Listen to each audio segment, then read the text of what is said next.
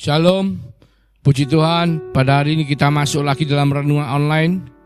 Mari sebelum kita mendengarkan apa yang menjadi isi hati Tuhan, kita satukan hati, kita berdoa. Terima kasih Tuhan untuk kesempatan pada hari ini, di mana kami boleh mendengar apa yang menjadi isi hati-Mu. Kami boleh belajar seperti Maria Tuhan, mendengarkan firman-Mu. Kiranya Engkau sendiri ya Roh Kudus yang memeteraikan semua itu dalam kehidupan kami. Sehingga kami bukan hanya bisa mengerti untuk merenung, tapi kami bisa mengerti untuk melakukan Tuhan. Terima kasih Tuhan. Di dalam nama Yesus Kristus kami mengucap syukur, kami berdoa. Haleluya, amin. Puji Tuhan, beberapa sesi yang lalu kita sudah mulai berbicara mengenai pertumbuhan, mulai dari arah pertumbuhan, lalu kemudian sarana pertumbuhan. Hari ini kita akan masuk ke dalam hambatan pertumbuhan. Karena setiap daripada kita pasti harus mengalami suatu pertumbuhan dalam kehidupan rohani kita bersama dengan Tuhan. Tetapi seringkali ada hambatan-hambatan yang kita harus melihat supaya kita bisa lebih baik di dalam pertumbuhan kita. Jadi sebetulnya kita lihat seperti di grafik yang saya berikan, bahwa ketika proses pertumbuhan terjadi, itu yang diharapkan adalah ketika kita bertobat, itu merupakan garis naik ke atas, masuk ke dalam progres pendewasaan sampai ke dalam penyempurnaan kita menjadi makin serupa seperti Kristus.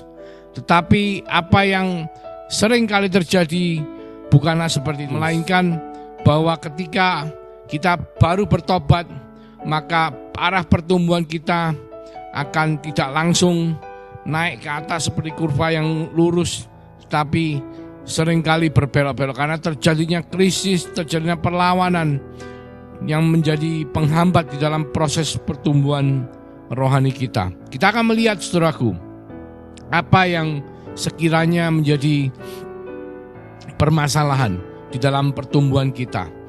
Kita seringkali tahu bahwa ketika kita percaya kepada Yesus sebagai Tuhan dan Juru Selamat, maka kita memiliki identitas baru.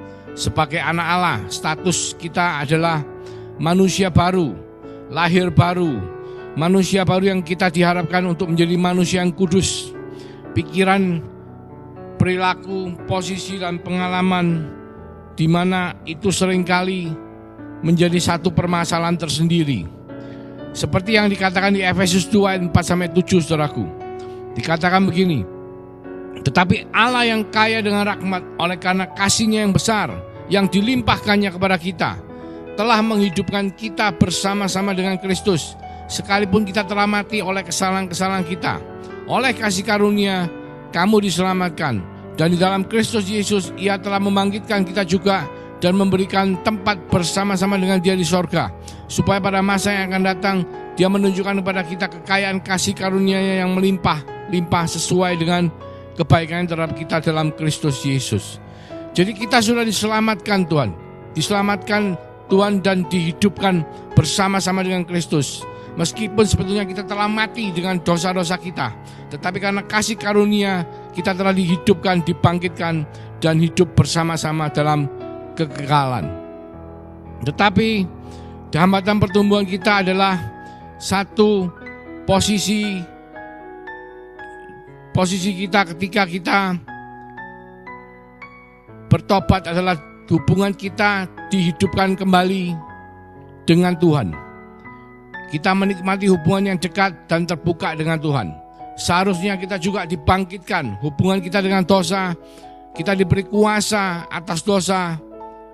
Kita menaklukkan, mengalahkan dosa karena pertobatan kita. Kita juga diberi tempat bersama dengan Tuhan, bahkan kita dimeteraikan Roh Kudus, dan oleh karena itu kita memiliki otoritas atas roh-roh jahat atau kuasa-kuasa jahat. Tetapi yang terjadi sebetulnya tidak ideal seperti yang kita harapkan. Seringkali terjadi kemacetan. Setelah kita bertobat, pertumbuhan kita mengalami permasalahan sehingga berbelok-belok, saudaraku. Seperti yang kita lihat, kita seharusnya menjadi manusia yang baru secara posisi, secara status. Tapi secara kenyataan, secara pengalaman yang telah kita alami, bahwa kita masih harus mengalami pertumbuhan, masih harus mengalami pengudusan secara progresif. Jadi ketika kita bertobat tidak serta-merta langsung kita menjadi manusia yang kudus, tetapi memerlukan waktu untuk kita hidup bergaul berhubungan dengan Tuhan. Dan Roh Kudus yang telah dimeteraikan akan membuat kita makin hari makin dikuduskan sehingga serupa seperti Kristus. Itu yang dinamakan dengan penyempurnaan, pendewasaan. Jadi ada pemulihan yang harus terjadi di dalam proses pertumbuhan kita, mulai dari pertobatan, pendewasaan sampai kepada penyempurnaan. Dan pemulihan itu harus nyata terjadi dalam kehidupan setiap daripada orang bertobat.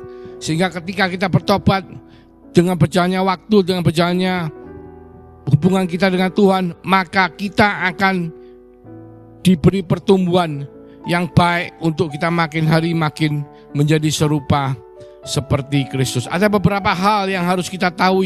Yang pertama adalah kita mengenali hambatan pertumbuhan kita.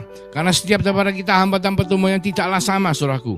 Dan setelah itu kita mengatasi. Hari ini kita akan berbicara mengenai bagaimana kita mengenali sumber dari hambatan yang terjadi dalam kehidupan kita, dan kita juga mengenali bentuk hambatan apa yang ada dalam kehidupan setiap daripada kita. Setiap daripada kita punya pengalaman kehidupan yang berbeda-beda, karena kita semua tahu bahwa kita adalah produk dari masa lalu kita, dan masa lalu dari setiap daripada kita tidaklah sama, saudaraku. Setiap daripada kita mempunyai pengalaman hidup yang berbeda-beda, dan itu yang menyebabkan hambatan pertumbuhan kita tidaklah sama. Tetapi kita berdasarkan semuanya, bagaimana kita mengenali hambatan itu adalah dari firman Tuhan. Di Efesus 2 ayat 2-3 dikatakan begini: kamu hidup di dalamnya karena kamu mengikuti jalan dunia ini, karena kamu mentaati penguasa kerajaan angkasa, yaitu roh yang sekarang sedang bekerja di antara orang-orang durhaka. Sebenarnya dahulu kami semua juga terhitung di antara mereka, ketika kami hidup dalam hawa nafsu daging dan menuruti kehendak daging dan pikiran kami yang jahat. Jadi ada penguasa kerajaan angkasa yang membuat kita memiliki hawa nafsu daging. Itu yang pertama, saudaraku. Juga di Yakobus 3 ayat 14-15 dikatakan, jika kamu menaruh perasaan iri hati dan kamu mementingkan diri sendiri, janganlah kamu memegahkan diri dan janganlah berdusta melawan kebenaran itu. Itu bukanlah hikmat yang datang dari atas, tetapi dari dunia, dari nafsu manusia dan dari setan-setan. Jadi kalau kita lihat hambatan pertumbuhan kita adalah 3 hal. Yang pertama adalah kuasa gelap. Yang kedua adalah nafsu daging atau keinginan kita pribadi. Yang ketiga adalah jalan dunia atau bagaimana dunia yang telah dibentuk oleh iblis dengan segala macam kehidupannya sehingga kita menjadi tergiur, kita menjadi terseret. Juga kuasa-kuasa gelap penguasa di udara yang merupakan musuh saudara dan saya sebagai anak-anak Tuhan. Jadi cara bekerjanya adalah si iblis, si jahat atau penguasa di udara itu yang membuat apa yang menjadi kedagingan kita, nafsu daging kita keluar karena pengalaman kehidupan kita sebelum kita ikut bersama-sama dengan Tuhan, membuat kita memiliki nafsu daging karena kehidupan kita yang natural di bumi membuat kita menjadi sangat duniawi. Bahkan kehidupan kita yang bergaul dengan orang-orang dunia membuat jalan dunia itu menjadi salah satu dari hal yang sangat mempengaruhi kehidupan setiap daripada kita. Oleh karena Tuhan mengatakan dalam firman-Nya bahwa janganlah kita duduk di kumpulan pencemooh, janganlah kita berdiri di jalan orang berdosa, dan janganlah kita berjalan menurut nasihat orang fasik, adalah supaya kita tidak mengikut jalan dunia. Dan itu adalah hambatan yang seringkali saling terkait satu dengan yang lain. Dari kuasa kegelapan memberikan satu jalan dunia sehingga mempengaruhi nafsu kedagingan kita. Dari kuasa kegelapan membuat kita memiliki nafsu kedagingan sehingga kita jatuh ke dalam dosa dan memberikan hambatan pertumbuhan. Pengaruh dunia kuat karena adanya keinginan daging. Jadi kita harus mengerti bagaimana cara bekerja, bagaimana dosa masuk dalam kehidupan manusia. Adalah ketika kita mempunyai sesuatu kekosongan dalam kebutuhan kehidupan manusia. Kita adalah manusia spiritual. Manusia kita ketika kita mengalami kekosongan, maka si jahat itu akan masuk dan kita akan berusaha mengisi kekosongan itu dengan jalan dunia, dengan nafsu daging, dengan kuasa si jahat. Karena manusia diciptakan Tuhan harus memiliki roh Tuhan, yang mana ketika kita tidak memiliki hubungan dengan roh Tuhan atau hubungan dengan Tuhan sendiri yang adalah roh, maka kita memiliki kekosongan dalam kehidupan kita. Dan kekosongan itu dimanfaatkan oleh si jahat, saudaraku, untuk masuk sehingga hidup kita dipengaruhi sekali oleh kuasa kedagingan. Jadi kepenuhan hidup itu harus kita miliki dengan mempunyai hubungan yang sehat dengan Allah sebagai roh, dan status kita sebagai anak-anak Allah, dan juga kasih kepada sesama. Karena hanya dengan itu, saudaraku, maka kita bisa mengisi kekosongan yang ada dalam kehidupan kita. Kekosongan itu terjadi karena Adam jatuh ke dalam dosa dan Adam kehilangan kemuliaan Allah. Jadi ketika kita bertobat menerima Yesus Kristus sebagai Tuhan dan Juru Selamat, Tuhan Yesus telah memeteraikan Roh Kudusnya dalam kehidupan saudara dan saya untuk supaya kita bisa mengisi kekosongan itu dengan memiliki hubungan dengan Tuhan. Sehingga si jahat tidak memiliki celah untuk mengganggu, tidak memiliki kuasa untuk memberikan jalan dunia masuk dalam area kehidupan kita, area-area kebutuhan kita.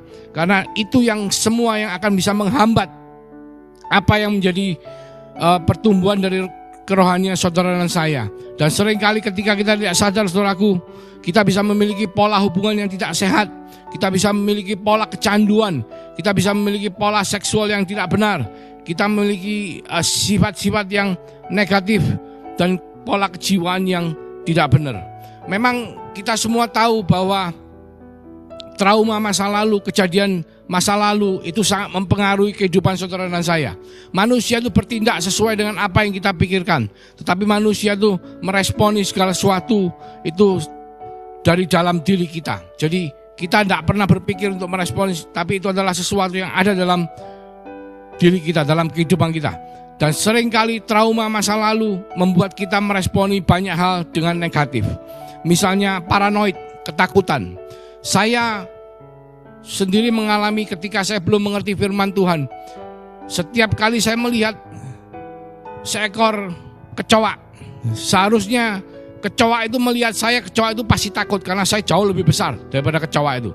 Tetapi karena saya mengalami trauma dengan kecoa, sehingga ketika saya melihat kecoa, saya yang menghindar, lari daripada kecoa.